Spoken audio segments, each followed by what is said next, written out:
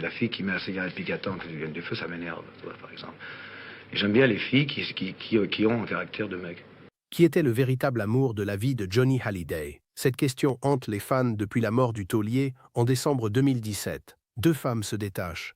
Sylvie Vartan, la première épouse, celle avec qui il a vécu 15 ans de passion dévorante. Et Laetitia, la dernière, celle qu'il a accompagnée pendant 23 ans jusqu'à son dernier souffle. Deux histoires d'amour. Deux femmes diamétralement opposées. Deux époques de la vie de Johnny. Mais laquelle était vraiment son grand amour? Celle de sa jeunesse, avec qui il a tout construit, avec qui il a explosé sur scène, avec qui il a connu la gloire, ou celle de sa maturité, qu'il a soignée, qu'il a protégée, qu'il a accompagnée jusqu'à la fin. Johnny lui-même a donné des réponses contradictoires selon les périodes de sa vie. En 1979, il écrivait que Sylvie était sa préférence. En 1995, quand il rencontre Laetitia, il déclare que c'est la dernière femme de sa vie. Alors qu'y croire? Les mots changent avec le temps, les amours aussi. Ce que nous allons découvrir aujourd'hui va bien au-delà d'une simple question de chronologie. C'est l'histoire de deux amours impossibles à comparer. Et à la fin, vous comprendrez pourquoi personne ne peut vraiment répondre à cette question. Pour comprendre l'ampleur de la relation entre Johnny et Sylvie, il faut remonter en décembre 1961, l'Olympia de Paris. Sylvie Vartan, jeune chanteuse de 17 ans à peine, assure la première partie de Vince Taylor. Eddie Vartan, son frère, présente sa sœur à Johnny Hallyday. Le rocker est déjà une star. À 21 ans, il enflamme la France entière avec son rock sauvage importé d'Amérique. Sylvie, elle, n'est qu'une débutante prometteuse. Mais le coup de foudre est immédiat. Johnny lance à Eddie « Je me la ferai bien » sans savoir qu'il parle de la sœur de son ami. En 1962, Sylvie devient la première partie de Johnny en tournée. Officiellement, ils sont juste des collègues. Officieusement, ils vivent déjà une histoire passionnée qu'ils cachent aux médias. Quand la presse les interroge, ils répondent qu'ils ne sont que des copains. Mais tout le monde voit bien qu'il se passe quelque chose. La chimie entre eux est explosive. Sur scène, dans la vie, partout. Ils sont jeunes, beaux, talentueux. Ils incarnent la génération yéyé. Cette jeunesse insouciante et rebelle qui révolutionne la France des années 60, le 22 juin 1963, un événement marque l'histoire. Pour le premier anniversaire du magazine Salut les copains, Europe 1 organise un concert gratuit place de la Nation à Paris. Johnny et Sylvie sont à l'affiche. On attend 30 000 personnes. Il en vient plus de 150 000, une marée humaine, une hystérie collective. Le lendemain, la presse ne parle que des débordements, des vitrines cassées, des voitures retournées, mais pour Johnny et Sylvie, c'est la consécration. Ils sont au sommet. En 1964, Johnny part faire son service militaire. 15 mois loin de Sylvie. 15 mois qui auraient pu les séparer. Mais au contraire, l'absence renforce leur amour. Sylvie lui écrit, elle l'attend fidèlement. Johnny obtient une permission spéciale pour l'épouser. Le 12 avril 1965, à Loconville, dans l'Oise, ils se marient. Ils voulaient une cérémonie discrète. C'est l'inverse qui se produit. Plus de 2000 journalistes envahissent la petite commune. Des hordes de fans hurlent « c'est le chaos », le mariage du siècle. Jean-Marie Perrier est témoin. Aux côtés de Carlos, la France entière suit l'événement comme un conte de fées rock'n'roll. Le 14 août 1966, David naît, le fils de Johnny et Sylvie. Mais ce jour-là, Johnny n'est pas là. Il est en concert à Milan. Sylvie accouche seule. Cette absence marque le début des fissures. Johnny n'était pas encore prêt à être père, reconnaîtra-t-il plus tard. Sa carrière passe avant tout. Les tournées s'enchaînent. Les absences se multiplient. Sylvie pardonne les infidélités. Elle essaie de comprendre, mais la douleur s'accumule. En 1970, le couple est victime d'un grave accident de voiture à Belfort. Sylvie est blessée. Cet événement les rapproche temporairement. Mais en 1973, nouvelle crise. Sylvie demande le divorce. Johnny s'effondre. Sacha Roule, son garde du corps, raconte qu'il est venu dîner un soir avec Jean-Jacques Debout et Chantal Goya. Il était d'une tristesse infinie, en pleurs, parce qu'il était question de divorce avec Sylvie. Johnny a pleuré tout le repas. Cette image du rocker invincible en larmes montre à quel point Sylvie comptait pour lui. Ils se réconcilient un an plus tard. Mais la blessure est trop profonde. Ce sera la véritable raison de notre divorce en 1980, confiera Sylvie des années plus tard. Entre 1973 et 1980, ils alternent entre moments de bonheur intense et disputes violentes. En 1979, Sylvie déclare que c'est sa plus grande année de bonheur avec Johnny. Et Johnny écrit à son propos « Sylvie, je la préfère à tout. Elle est ma préférence à moi. » Ces mots sont magnifiques. Ils montrent un amour profond, sincère, indestructible. Mais quelques mois plus tard, tout s'effondre définitivement. Le 5 novembre 1980, le divorce est prononcé. Après 15 ans de mariage, après avoir tout partagé. La gloire, les tournées, les succès, les échecs, un fils, Sylvie ne supporte plus. Les infidélités, les absences, la drogue, l'alcool, Johnny ne change pas. Il ne peut pas changer. Il est Johnny Hallyday, un rocker sauvage qui refuse les limites. Et Sylvie refuse de continuer à souffrir. Pourtant, leur histoire ne s'arrête pas là. Ils continuent de chanter ensemble. Le 13 août 1980, aux arènes de Béziers, ils donnent leur dernière représentation commune en tant que couple. Mais ce n'est pas vraiment la fin. En 1991, ils remontent sur scène ensemble pour soutenir leur fils David au Zénith. En 1993, au Parc des Princes, Sylvie interprète a cappella Tes tendres années devant des dizaines de milliers de personnes. L'émotion est à son comble. En 2009, à Bercy, ils chantent ensemble Te manquer. Johnny a les larmes aux yeux. Sylvie aussi. 30 ans après leur divorce, le lien est toujours là, indéfectible. On ne pourra jamais dissocier ce que l'on a partagé, aussi bien sur le plan professionnel que personnel. Nous étions au diapason. Sylvie a prononcé ces mots en janvier 2025, lors de ses adieux à la scène. 7 ans après la mort de Johnny, elle affirme que leur histoire reste unique, indissociable, éternelle. Sylvie et Johnny ont chanté ensemble 55 duos sur 39 titres différents. Ils ont partagé la scène des centaines de fois. Ils ont incarné un rêve, une époque, une génération. Pour beaucoup, Sylvie reste la véritable femme de Johnny. Celle de sa jeunesse, celle de ses plus grands succès, celle qu'il a connue avant la gloire et qui est restée malgré tout. Mais il y a une autre femme. Une femme qui a partagé la vie de Johnny pendant 23 ans. Plus longtemps que Sylvie, plus longtemps que toutes les autres. Laetitia. Le 25 mars 1995, Johnny Hallyday débarque à Miami. Il revient d'un tournage de clip au Nouveau-Mexique. Il devait rentrer directement à Paris, mais décide de faire une escale en Floride. Une ville qu'il connaît mal. Il s'ennuie au bout de 2 jours. Un ami, Jean Roche, lui propose de dîner. Une Bentley arrive. À l'intérieur, 2 superbes jeunes femmes et un homme au volant. André Boudou, le père de Laetitia. Quelques jours plus tard, André organise un nouveau dîner. Cette fois, il veut présenter sa fille à Johnny. Mais Laetitia refuse d'abord.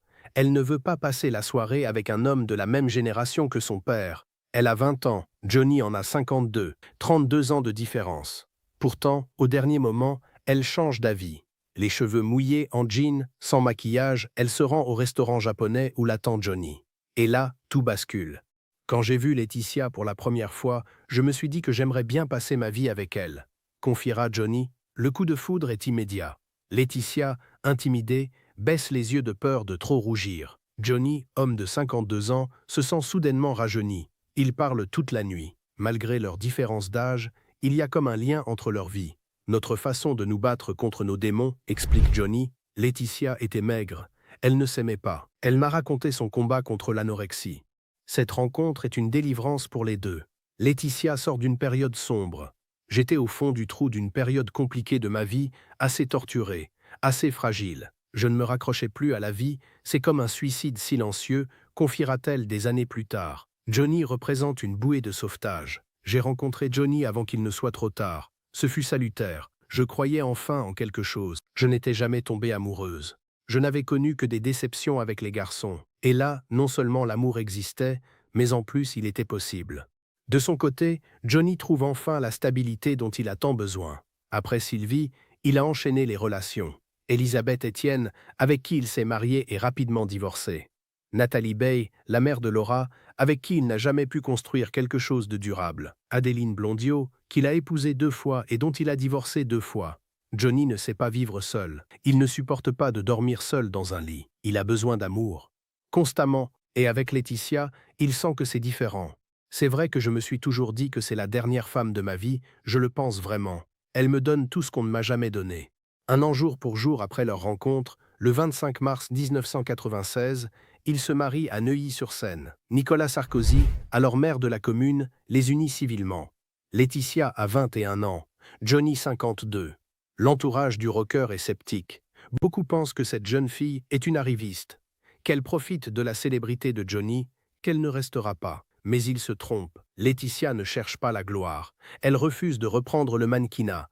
Elle ne veut pas devenir chanteuse ou actrice. Elle veut juste être la femme de Johnny. Exclusivement, passionnément. Comme le dira l'acteur Tiki Holgado, elle s'occupe uniquement de tout ce qui peut lui faire plaisir. Laetitia se consacre entièrement à son homme. Elle devient sa femme, son amie, son assistante, sa directrice artistique. Elle endosse tous les rôles pour son bonheur. Et ça fonctionne. Johnny, pour la première fois de sa vie, connaît une stabilité familiale. Une vie de couple qui dure, qui traverse les années sans exploser. En 2004, ils adoptent Jade au Vietnam. Johnny a 61 ans quand il devient père pour la 3e fois. Cette adoption comble un vide. Laetitia et Johnny ont longtemps rêvé d'avoir un enfant ensemble. Mais Laetitia est stérile, sans doute à cause de son anorexie passée. Elle a vécu plusieurs fausses couches. La douleur était immense. L'adoption leur offre enfin la famille dont ils rêvaient. En 2008, ils adoptent Joy, 2 petites filles vietnamiennes qui deviennent le centre de leur vie. Mais Laetitia ne se contente pas d'être une mère et une épouse. À partir des années 2010, elle devient la manageuse de l'ombre de Johnny. Elle renouvelle son entourage musical. Elle éloigne les vieilles gloires comme Jean-Claude Camus, le fidèle producteur. Elle fait travailler Johnny avec des artistes plus jeunes. Mathieu Chédid, Yarol Poupeau, Maxime Nucci. Elle modernise l'image de son mari. Certains proches critiquent cette stratégie. Ils accusent Laetitia de faire le ménage dans l'entourage, d'isoler Johnny. Mais elle estime faire ce qui est bon pour sa carrière. En 2009, Johnny est hospitalisé d'urgence en Californie. Il est placé 2 fois en coma artificiel. Sa vie ne tient qu'à un fil. Laetitia veille sur lui jour et nuit. Elle le ramène à la vie. Cet épisode marque un tournant. Laetitia devient encore plus influente, plus protectrice. Certains diront plus contrôlante. Mais elle se voit comme la gardienne de Johnny, celle qui le protège de lui-même, de ses démons, de ceux qui veulent profiter de lui. Pendant 23 ans, Laetitia et Johnny ne se quittent jamais. Ils vivent à Gstad, puis à Los Angeles. Ils voyagent ensemble. Ils élèvent leurs filles ensemble. Ils affrontent ensemble les scandales, les critiques, les procès. En 2017, quand Johnny apprend qu'il a un cancer du poumon, Laetitia est là. Elle l'accompagne dans les traitements. Elle le soutient quand il décide de faire une dernière tournée malgré la maladie. Les vieilles canailles. Johnny veut être sur scène jusqu'au bout. Laetitia accepte même si elle sait que ça le fatigue. Elle respecte sa volonté. Le 5 décembre 2017, Johnny s'éteint à Marne-la-Coquette. Laetitia est à ses côtés. Elle tient sa main jusqu'à la fin. Il est parti heureux, dira-t-elle plus tard. Heureux d'avoir vécu cette vie. Heureux d'avoir connu cet amour.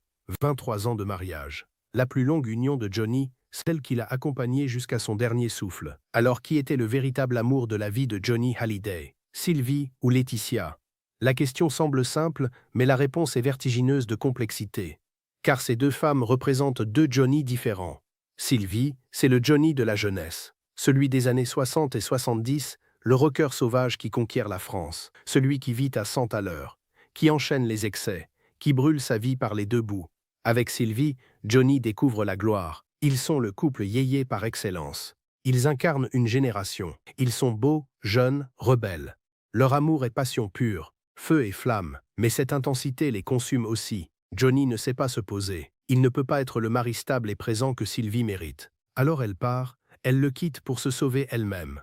Laetitia, c'est le Johnny de la maturité, celui qui a 52 ans quand il la rencontre, qui a déjà tout vécu, qui cherche enfin la stabilité. Avec Laetitia, Johnny trouve la paix. Pour la première fois, une femme accepte de se consacrer entièrement à lui, de ne pas avoir de carrière personnelle, de juste être là. Toujours. Laetitia ne le juge pas. Elle ne lui demande pas de changer. Elle l'accepte tel qu'il est. Avec ses failles, ses démons, ses erreurs. Elle devient son pilier, celle qui le tient debout quand tout s'effondre, celle qui le ramène à la vie quand il frôle la mort, celle qui l'accompagne jusqu'au bout. Mais peut-on vraiment comparer ces 2 amours? Sylvie et Johnny se sont aimés dans la tempête, dans le chaos créatif de leurs 20 ans. Ils ont tout construit ensemble. David est leur fils, leurs 55 duos sont leur héritage commun. Même après le divorce, le lien ne s'est jamais brisé. Sylvie reste la femme qui a partagé sa jeunesse. Celle qu'il aimait encore en 1979 quand il écrivait qu'elle était sa préférence. Celle avec qui il chantait encore en 2009 avec les larmes aux yeux. Laetitia et Johnny se sont aimés dans la durée. 23 ans. Ils ont adopté 2 enfants ensemble. Jade et Joy sont leur famille. Laetitia a accompagné Johnny dans ces dernières années. Elle l'a vu vieillir. Elle l'a vu affronter la maladie. Elle était là quand il est mort. Elle a fermé ses yeux. C'est elle qui l'a choisi pour l'accompagner jusqu'à la fin. C'est elle qui l'a nommé dans son testament comme héritière universelle. Geste d'amour ou manipulation? Personne ne le saura jamais vraiment. Certaines rumeurs circulent. Des proches affirment que Johnny, dans ses derniers mois, n'était plus vraiment lui-même, que les médicaments altéraient son jugement, que Laetitia aurait profité de cette faiblesse pour l'isoler de ses vieux amis. Pour le couper de David et Laura, Eddie Mitchell parle de Johnny gouroutisé. Jean-Marie Perrier affirme que Johnny n'aurait jamais déshérité ses enfants. Sylvie Vartan doute que le testament traduise sa volonté. Toutes ces voix s'élèvent contre Laetitia. Mais sont-elles justes? Laetitia, elle, défend son amour. Elle affirme que Johnny était lucide jusqu'au bout, qu'il a fait ses choix en toute conscience, qu'il l'aimait plus que tout. Mon homme pouvait-il être manipulé? C'est mal le connaître, les détracteurs voient en elle une manipulatrice. Ses défenseurs voient une femme dévouée qui a sacrifié sa vie pour l'homme qu'elle aimait. La vérité se situe probablement quelque part entre les deux. Laetitia a été une épouse aimante, mais elle a aussi été une gestionnaire stricte de la carrière et de la vie de Johnny. Elle a pris des décisions que certains jugent discutables. Elle a éloigné des gens que Johnny aimait, mais elle l'a fait en pensant le protéger. Au fond, peut-être que Johnny a eu deux grands amours dans sa vie. Pas un, deux. Sylvie pour sa jeunesse, Laetitia pour sa maturité. Deux femmes qui ont marqué deux périodes distinctes de son existence. Deux amours incomparables parce que fondamentalement différents. Sylvie, c'était la passion destructrice. Laetitia, c'était la stabilité protectrice. Les deux étaient nécessaires. Les deux ont façonné l'homme qu'il était. Johnny lui-même n'a jamais tranché.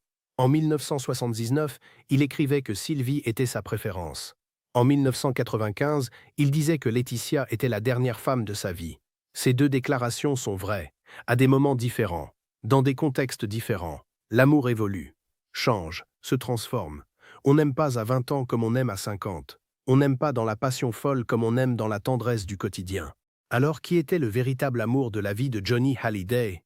La réponse dépend de ce qu'on entend par amour. Si c'est la passion, la folie, l'intensité dévorante, c'est Sylvie. Si c'est la durée, la fidélité, l'accompagnement jusqu'à la mort, c'est Laetitia. Si c'est l'héritage artistique, les duos légendaires, l'époque yéyé, c'est Sylvie. Si c'est la famille, les enfants adoptés, les dernières années, c'est Laetitia.